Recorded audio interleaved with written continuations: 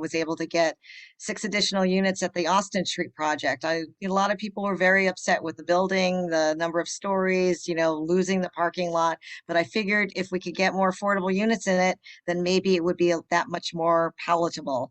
And I think that was a good decision. I mean, I think that's one of the highest percentages that we have here in the city, 33% affordability in that complex.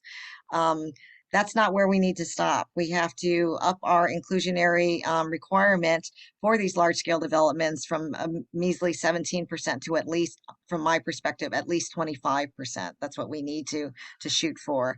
I think we have to realize that, those very tall apartment buildings are not the only thing that or type of housing that people want, that we want and we hope to encourage to come to our community to be living in. We need more family housing, family oriented housing.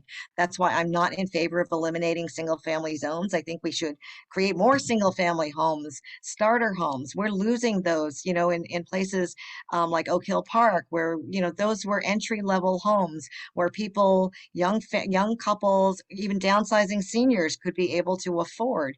And, back in 2014, hard to believe it was that long ago, but I proposed a tear down moratorium, and it was temporary. I didn't want to step on people's private property rights, but what I wanted to do was have the city council focus and zero in on the size and scale of rebuilds, the open space requirements, and the setback requirements, because that's what makes Newton less and less affordable. By creating more and more luxury housing, that increases the need for more affordable housing, right? We have to do something to preserve our existing housing stock. Maybe create a municipal housing trust fund. And there are all sorts of ways that we can fund that, either through CPA funds or through state funds that are available, or even considering a tax on these McMansions, a sales tax on these McMansions that are being sold for like $3 or $4 million in our community, and having that, using that pot of money to go and buy some of these smaller homes so that we can preserve those in our housing stock and offer those to people who want to come into our community and as entry level, right? And help build wealth, right? That's the one thing that we're not doing with the rental apartments. We're not helping to build wealth for young homeowners. So it's really a mix of what we need to do. I'll Yeah. throw in an extra comment about affordable housing. It's something that a lot of people don't know, but I do know as someone who works for the state on the housing team at the AGO's office. So I try to keep people and families in their homes. And these are folks who are facing foreclosure, and people who are being evicted.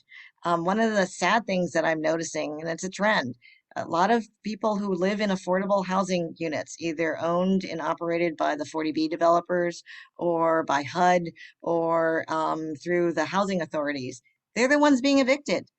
That's insane, right? That's totally insane. There are rental programs, emergency rental assistance programs that are out there that they're not even having the ability to access because no one's giving and providing the support system to help folks stay in their homes. And that's really critical and very unfortunate.